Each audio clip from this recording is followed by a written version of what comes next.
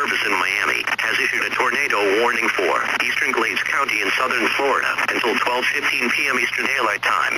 At 11:15 a.m. Eastern Daylight Time, a confirmed large and extremely dangerous tornado was located just offshore near Lakeport and moving northwest at 35 miles per hour. Take cover now. This is a particularly dangerous situation. Hazard, damaging tornado. Source, weather spotters confirmed water spub moving onshore from near Lake Okeechobee. Impact, you are in a life-threatening situation. Flying debris may be deadly to those caught without shelter. Mobile homes will be destroyed.